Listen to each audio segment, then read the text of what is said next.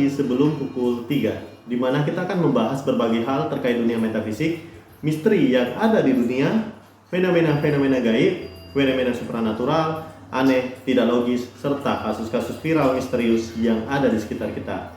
Tanpa berlama-lama, mari kita mulai video ini.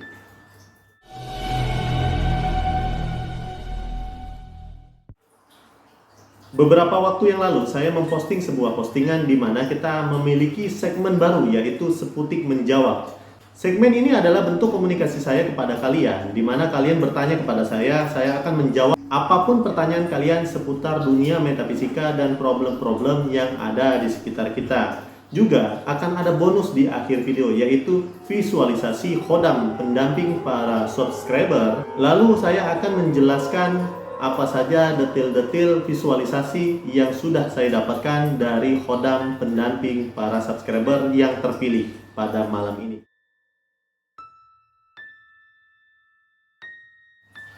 Pertanyaan pertama datang pada akun Dayat Maulana. Assalamualaikum, hadir kamu. Waalaikumsalam. Apakah yang ada di tubuh saya, Kang? Semenjak ada kiriman gaib jadi sakit terus. Jadi ceritanya Kang Dayat Maulana ini atau akun Dayat Maulana ini merasakan sakit di tubuhnya semenjak ada kiriman gaib. Pertama, saya melihat bahwa akun Dayat Maulana merupakan seorang spiritualis ya. Kemudian karena dia adalah seorang spiritualis, biasanya akan lebih peka terhadap hal-hal yang bersifat metafisika. Kalau orang-orang awam pasti akan beranggapan bahwa sakit yang dialami itu adalah sakit bawaan medis karena musim atau apa seperti itu. Tetapi untuk seorang spiritualis biasanya mereka lebih peka. Dan di sini saya melihat bahwa yang ada di dalam tubuh Bang Dayat Maulana bentuknya itu menyerupai energi seperti ular melingkar di dalam tubuh lalu naik ke tengkuk belakang ya. Jadi ada masalah pada sistem pencernaan, kemudian imunitas ya, imunitas yang saya lihat di sini Kang Dayat Maulana. Ini saya melihat masalah imunitas. Tetapi untuk saat ini, untuk saat setelah video ini dibuat, ini sepertinya sudah berkurang. Nah, yang seperti ini nih, yang seperti ini biasanya ya untuk kita orang Muslim dianjurkan untuk ruqyah mandiri. Nanti link video saya akan saya sematkan di atas ya. Nanti ada di atas itu saya sematkan tentang ruqyah mandiri ya. Tetapi untuk yang beragama non muslim, jadi saya sarankan kalian untuk mandi endapan air hujan. Nah, misalnya nih ada hujan deras, tunggu sekitar 15 menit ya, 15 menit. Boleh lewat cucuran atap atau boleh langsung. Biasanya lebih enak itu lewat cucuran atap ya. Jadi tunggu sekitar 15 menit. Kenapa saya suruh tunggu sekitar 15 menit itu? Biasanya kan di atap kita ini kita nggak tahu ya. Biasanya hewan-hewan suka bertengger situ, burung, kemudian tikus, kelelawar, lalu ada juga kucing yang suka pup di atas genteng. Itu banyak kan seperti itu ya, apalagi di kota-kota besar itu banyak sekali kucing-kucing yang menjadi ninja di atas genteng itu. Nah, biasanya kan mereka sering membawa bangkai atau membawa sisa makan mereka ke atas genteng juga. Nah, itu diamkan dulu selama 15 menit agar semua kotoran yang ada di atap itu jatuh ke bawah. Paling lama 15 menit.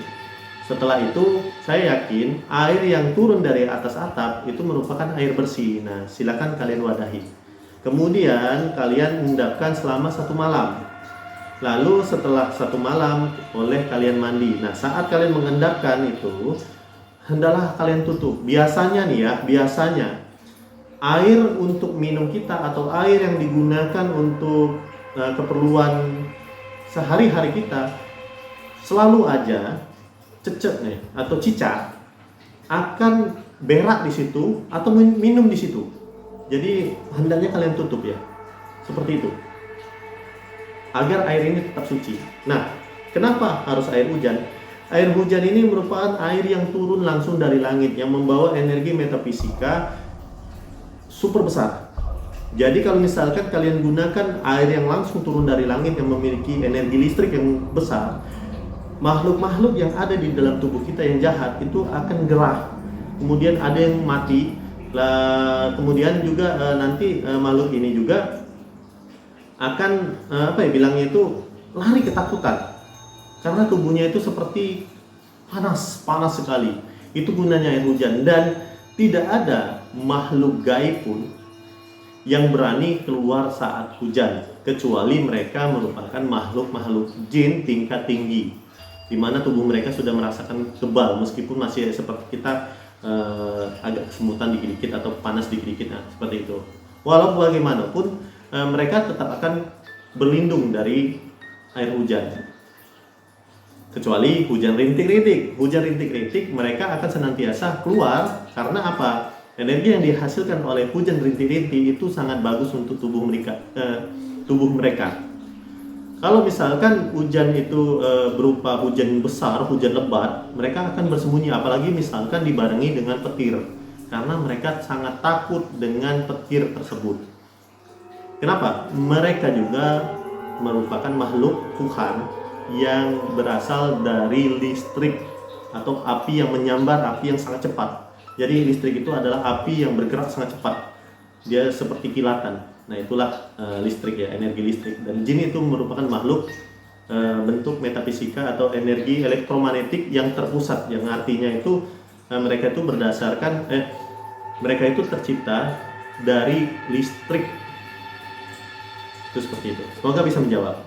Kemudian yang kedua, pertanyaan dari UZ ya, U dan Z ya, terpisah. Bang Cep, bagaimana cara kita berkomunikasi dengan makhluk tidak terlihat di sekitar kita? Ini pertanyaan yang bagus sekali. Makhluk gaib, makhluk tidak terlihat, berkomunikasi dengan cara telepati atau melalui kontak batin. Jadi mereka tidak berbicara langsung bla bla bla seperti ini, seperti kita ya. Tetapi mereka akan mengeluarkan sinyal-sinyal gelombang yang nantinya akan ditangkap oleh batin kita. Lalu batin kita akan meneruskan informasi itu, diterjemahkan oleh otak, lalu nyampailah kepada kesadaran kita. Jadi otak yang mengelolanya dulu. Jadi bentuknya itu seperti gelombang-gelombang, untayan-untayan gelombang. Dia langsung menyentuh pikiran kita. Jadi nanti bahasanya itu bisa kita mengerti. Nah itu sebetulnya seperti itu ya, komunikasi makhluk interdimensi atau makhluk yang tidak terlihat.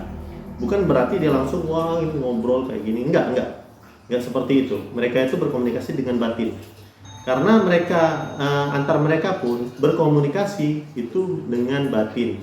Jadi ini adalah jawaban mengapa selama ini bangsa jin itu bisa menguasai berbagai bahasa. Kok bisa seperti itu? Ya karena mereka berkomunikasi dengan batin, secara batin. Jadi batin itu yang akan memerintahkan otak kita untuk menerjemahkan dengan bahasa kita. Misalnya nih, kita selama ini berpikir bahwa bangsa jin itu seperti kita. Tidak, kita harus berpikir bahwa bangsa jin itu adalah bangsa yang berbeda dari manusia. Bangsa yang berbeda dari manusia, seperti halnya hewan, seperti halnya tumbuhan. Hewan dan tumbuhan tidak pernah bisa berkomunikasi seperti manusia. Manusia aja nih, ya, seperti saya orang Batu Raja, berkomunikasi dengan sesama orang Batu Raja itu tidak pernah menggunakan bahasa Sunda, tidak pernah. Kemudian bahasa Inggris, apalagi bahasa Jepang, bahasa Cina, tidak pernah seperti itu. Karena memiliki bahasanya sendiri, manusia loh. Apalagi bangsa jin. Jadi mereka pun memiliki bahasanya sendiri, mereka memiliki budayanya sendiri. Terus mereka memiliki kebiasaan hidup mereka dan pola hidup mereka sendiri. Tidak sama dengan manusia. Yang sama dengan manusia itu karena mereka sudah belajar cara hidup dengan manusia, berdampingan dengan manusia. Tetapi kalau untuk komunikasi secara verbal seperti ini, mereka hanya menggunakan isyarat batin, gelombang-gelombang. Mereka memancarkan gelombang-gelombang yang nantinya akan ditangkap oleh batin kita, kemudian diteruskan ke otak, lalu diteruskan ke kesadaran kita. Itu seperti itu. Kemudian pertanyaan dari My Secret. Assalamualaikum Bang Cecep. Waalaikumsalam. Mohon penjelasannya bagaimana cara mengetahui saat-saat kehadiran sang penjaga diri datang. Ini berkaitan dengan khodam ya. Sebetulnya khodam manusia itu akan selalu ada dan mendampingi manusia dari dia lahir hingga dia meninggal dunia. Sama seperti halnya jin khorin. Jin Horin dan Khodam itu adalah sesuatu yang berbeda. Jadi Jin Horin adalah bangsa jin, Khodam adalah energi yang berasal dari doa, energi yang berasal dari keinginan kita, atau energi yang berasal dari harapan para leluhur kita. Jadi membentuk energi, itulah hebatnya manusia. Manusia yang tidak memiliki energi sihir apa-apa itu bisa membentuk suatu bentuk hidup, energi hidup yang nantinya akan melindungi diri kita dan keluarganya atau orang lain yang dia sayangi. Ya.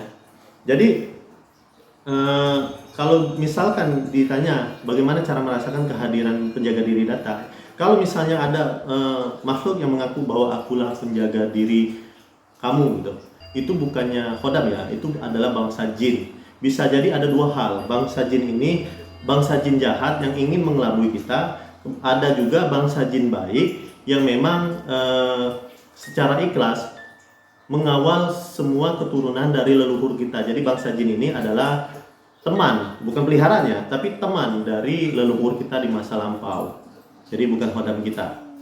Kalau katanya ada orang bilang kalau mau lihat Khodam nanti seperti ini, jalankan puasa ini. Itu bukan melihat Khodam, tapi itu melihat bangsa jin. Bukan Khodam. Kalau Khodam itu selalu ada di dekat kita. Kecuali saat-saat tertentu. Khodam itu menghilang saat-saat tertentu, bukan menghilang ya, tapi mereka jaga jarak. Mereka jaga jarak, misalnya ini seperti ini jaga jarak cuma. Itu saat kamu melakukan tindakan yang menakutkan, seperti misalnya membunuh orang. Cara paling efektif untuk bilangnya itu mendeteksi orang ini apakah sudah melakukan perbuatan atau membunuh manusia lain atau belum. Itu seperti halnya kasus Subang tuh. Jadi bisa dilihat Khodamnya menjauh. Kok bisa jauh ya? Kok bisa jauh dari dia ya? Itu biasanya spiritualis ya sadar ya, spiritualis atau paranormal itu sadar. Wah ini pasti dia nih yang pelakunya ini. Itu seperti itu. Jadi sangat wajar. Efek yang ditimbulkan ketika Khodam kita menjauh dari kita, pertama, wajah kita tidak berseri, tidak memiliki seri, atau tidak ada air muka, kelihatan wajah kita kusam, buram, kemudian menakutkan. Yang kedua, Khodam ini ketika hilang, kita akan merasakan sakit seluruh anggota badan karena ditempeli oleh bangsa jin jahat yang berusaha untuk merasuk ke dalam tubuh kita. Ini akan menempel pada kita dulu. Dia akan nempel dulu nih di sekitar tubuh kita, baru nanti akan masuk ke dalam. Nah, saat nempel itu tubuh kita itu seperti orang yang sering sakit, pucat terus seperti itu. Itu kebanyakan seperti itu. Dan yang ketiga, ketika Khodam kita menjauh dari kita, biasanya kita akan sering ditimpa kemalangan, ditimpa sial. Bahasanya seperti itu ya. Tapi walau bagaimanapun dalam Islam, dalam agama Muslim, sialan itu datangnya dari Allah atas izin Allah. Tapi Khodam yang menjauh dari kita itu juga atas izin Allah, dan biasanya itu adalah kesalahan kita sendiri. Kalau orang yang tidak melakukan kesalahan, Khodamnya tidak akan pernah menjauh.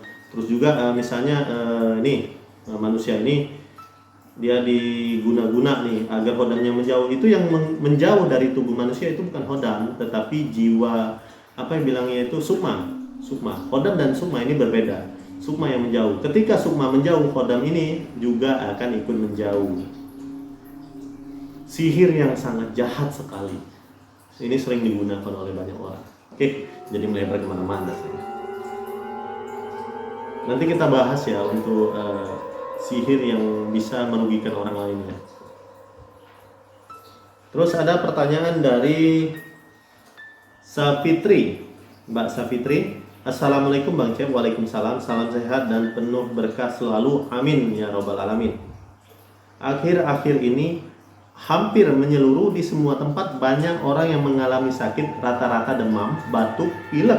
Apakah ini hanya faktor cuaca saja atau ada kaitannya dengan gejolak alam secara metafisika? Matur nuwun, salam rahayu juga Mbak Safitri. Pertanyaan ini keren sekali ya. Jadi kalau saya spiritualis memandang fenomena saat ini di mana banyak orang mengalami sakit hampir hampir semua masyarakat Indonesia ini mengalami sakit, demam, pilek, batuk, kemudian ada cacar gitu kan, ada cacar monyet, ada juga demam yang aneh gitu. Ini semua berasal dari gelombang energi di luar dimensi kita. Dan gelombang energi ini sangat jahat sekali. Kenapa saya bisa bilang jahat? Karena saya langsung menelusuri sendiri loh. Saya langsung menelusuri sendiri dari mana sumber energi ini berasal. Ternyata sumber energi ini berasal dari teriakan. Lalu saya memiliki kesempatan, karena teriakannya itu sama ya dengan apa yang saya lihat waktu saya mengisi acara di Trans 7, di Misteri Dunia Trans 7 itu tentang fenomena ikan yang keluar dari lautan.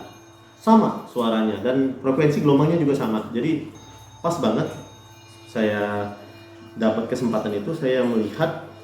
Jadi saya melihat, awalnya saya kira itu seperti hewan karena berbulu besar, lebat. Bukan berbulu besar ya, maksudnya itu berbulu panjang. Lalu ketika dia mendongak seperti ini, saya melihat wajahnya itu seperti manusia gitu. Lalu saya lihat itu dia sedang memakan kukunya. Kukunya itu panjang-panjang hitam, jadi dimakan.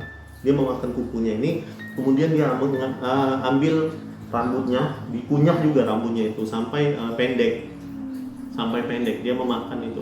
Jadi makan kuku sama rambut. Nah, saat dia lagi asik, dia hanya melihat saya, memperhatikan itu kayak gini gitu ya. Tiba-tiba seketika itu tangannya itu langsung tertarik karena ada rantai nih, saya gambarkan seperti ini. Jadi ada rantai yang membelenggu tangan ini. Akhirnya dia teriak juga menyebut nama-nama yang belum pernah saya dengar, Tetapi nama yang diteriakkan oleh dia itu menghasilkan gelombang yang sangat mengerikan, mencekam dan menakutkan sekali. Gelombangnya itu luar biasa. Dan saya sama-sama itu melihat mata kanannya ini seperti orang yang belekan ya. Jadi banyak kayak matanya itu. Nih di sini. Kemudian mata kanannya ini seperti pokoknya mata orang jahat. Saya melihat itu seperti mata orang jahat. Itu tidak baik sama sekali. Karena saya merasakan getaran yang luar biasa kuatnya. Kemudian rantai yang membelenggunya ini menyala seperti api yang membara ya, seperti kalau misalnya besi dipanaskan itu, nah seperti itu, tetapi tangannya ini tidak terbakar. Lalu tubuhnya ini pendek. Kalau rata-rata orang kebanyakan tubuhnya itu paling sekitar 150-an tubuh ini, tapi keker juga, tidak memakai baju ya, alias bugil ya, kekar tubuhnya ini. Jadi seperti orang gila ya. Tubuhnya juga, warna kulitnya juga itu coklat kalau misalnya kalian lihat kopi susu, nah coklatnya seperti itu, bahkan lebih coklat lagi, seperti nggak pernah mandi. Dia itu pokoknya tatapannya seram sekali. Nah itu adalah jawaban dari pertanyaan Mbak Sapitria. Oke, next ada pertanyaan dari Mbak Winariati Wiwin. Assalamualaikum. Waalaikumsalam Bang Cep, semoga selalu dan lindungan Allah, amin. Bang Cecep, apakah sampai saat ini masih ada yang usil sama saya? Oke. Dari yang saya lihat sekarang ini ya, saat ini setelah video ini dibuat, alhamdulillah sudah tidak ada lagi yang usil ke Mbak Wiwin. Tetapi memang karena Mbak Wiwin ini sepertinya seorang spiritualis ya, karena kemampuan metafisikanya sudah terbangun. Jadi harap selalu berhati-hati dimanapun dan kapanpun berada, itu harap selalu berhati-hati. Banyak sekali sih musuhnya, banyak musuh ini Mbak. Jadi orang yang pernah dekat dengan kita itu menjadi musuh. Pokoknya harus hati-hati dan jaga ucapan. Oke, selanjutnya ada Maxel. Apakah usaha bengkel saya yang saya rintis dan mulai saat ini apakah bisa berkembang Bang? Insya Allah bisa berkembang. Asalkan penuh keyakinan, kemudian tidak noleh kanan kiri. Kita harus fokus dengan diri kita sendiri. Kita harus fokus dengan usaha kita. Gak usah banding-bandingkan diri kita dengan yang lain. Fokus saja, terus saja fokus. Itu yang selalu saya tekankan kepada orang-orang yang ingin melakukan usaha. Fokus. Ujian akan selalu ada, tetapi kamu harus fokus.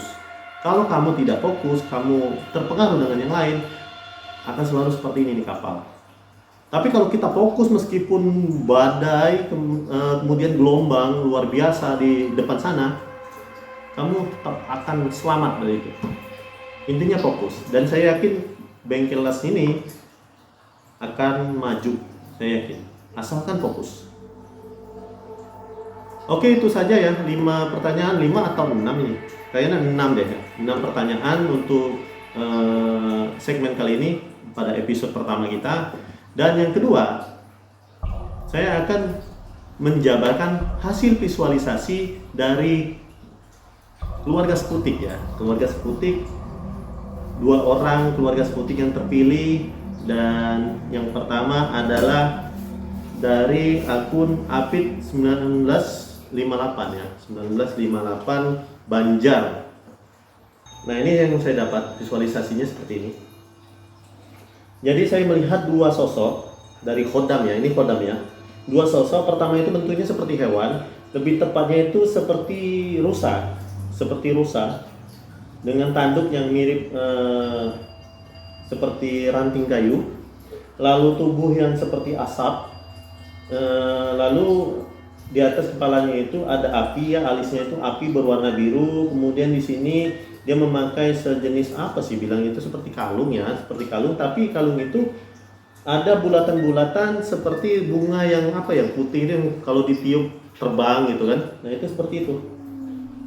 Lalu di sini juga di balik benda yang seperti kalung ini ada juga emas ya, seperti kalung emas yang tebal dan besar, itu luar biasa. Jadi kelihatan bijaksana sekali ya. Dari sini saja sudah kelihatan bahwa beliau ini diharapkan menjadi orang yang sangat bijaksana, kemudian orang yang bisa menaungi ya. Jadi makna dari rusa itu adalah menaungi, karena dia adalah simbol dari hutan. Hutan itu menaungi. Hutan itu menaungi semua kehidupan. Jadi diharapkan seperti itu. Ini adalah sebuah doa yang menjadi energi besar sekali. Lalu di sampingnya saya melihat sosok seperti laki-laki, berjanggut, kemudian terlihat gagah memakai pakaian adat. Saya kurang tahu ini ada dari mana, saya menggambarkan sesuai apa yang saya lihat. Ada motif-motif di topinya dan bajunya ini. Kemudian bajunya ini sebetulnya berwarna merah ya, berwarna merah. Kemudian seperti tanja ya, seperti tanja ini juga berwarna merah. Lalu syalnya ini berwarna putih. Sosok ini memiliki wibawa yang sangat tinggi sekali, Berarti doa yang diharapkan oleh leluhur beliau agar beliau ini menjadi orang yang bijaksana, juga sangat berwibawa. Lalu dengan simbol seperti ini ya, simbol kehidupan yang ada bunga-bunga seperti ini menggambarkan bahwa harapan dari leluhurnya bahwa yang memiliki khodam ini bisa berguna untuk orang lain dan menebar kebaikan seperti bunga ini. Bunga yang ada bulat-bulat seperti ini ditandai tandanya kita harus menebar kebaikan. Jadi saya yakin banget ini doa yang sangat baik dari khodam ini. Nah, dari penggambaran khodam ini saja saya bisa mengetahui bahwa leluhurnya adalah leluhur yang sangat baik. Dan dari visualisasi ini saya bisa menyimpulkan bahwa beliau ini ada keturunan dari sebuah kesultanan atau kerajaan ya. Jadi ada terah raja di dalam dirinya. Ini seperti ini. Oke, next. Ada visualisasi dari akun Agli Ripti atau Ibu Rike ya. Saya kenal dengan nama Ibu Rike, merupakan keluarga Sputik juga seperti Apit Banjar. Nah, ini saya lihat khodamnya itu berbentuk seperti manusia, lalu memiliki 2 pasang sayap. Jadi di kanannya 2, kemudian kirinya 2, dan memiliki gelang emas. Bajunya juga putih tapi ada lingkaran emas nih di kerah lehernya, itu emas. Rambutnya panjang, rapi, tetapi kemudian dia itu seperti sedang berdoa ya. Nah, saya Saya perlu memberitahukan bahwa khodam seperti ini merupakan wujud jiwa anak kecil yang tidak jadi lahir ke dunia. Kemudian bersatu dengan energi doa, lalu terbentuklah wujud seperti ini, atau sempat keguguran. Jadi untuk para perempuan, jangan khawatir ketika kamu belum mendapatkan rezeki berupa anak.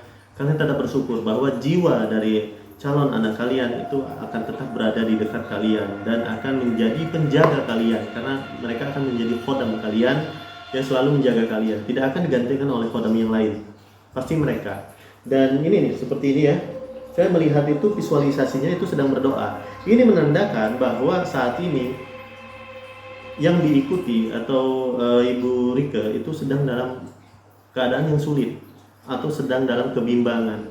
Yang dilakukan oleh wujud khodam ini, dia melakukan doa, dia menengadahkan tangan dan berdoa kepada Tuhannya, selalu seperti itu. Jadi mereka akan mendoakan kalian. Khodam-khodam lain juga itu seperti itu. Khodam itu selalu seperti itu. Yang tidak seperti itu bangsa jin, apalagi minta makan. Khodam tidak pernah meminta makan. Khodam itu memperhatikan kita, kebaikan kita, dan amal ibadah kita. Itulah makanan mereka. Ini seperti ini ya. Jadi semoga masalah dari Ibu Rika itu cepat selesai, cepat clear, karena nih sosok energi ini selalu berada di samping beliau dan selalu mendoakan kebaikan untuk beliau. Jadi mulailah untuk hari ini, siapapun yang sedang punya masalah, kalian adalah seorang wanita misalkan, yakinlah pertolongan Tuhan itu akan selalu menyertai kita semua. Baik, sekian dulu tanya jawab, kemudian juga visualisasi khodam. Next akan ada lagi video tanya jawab, kemudian visualisasi khodam bagi kalian yang terpilih ya. Jadi nanti akan saya jabarkan juga. Apapun yang saya lihat akan saya jabarkan. Insya Allah tidak ada kebohongan, tidak ada rekayasa sama sekali. Saya menyampaikan kebenaran dari apa yang saya lihat. Kalau misalnya itu salah, itu sebenarnya kesalahan saya. Oke. Akhir kata, wabillahi taufiq wal hidayah. Wassalamualaikum warahmatullahi wabarakatuh. Om Swastiastu, Namo Buddhaya, salam sejahtera, salam kebajikan, salam. Dan inilah sebelum pukul 3. Terima kasih.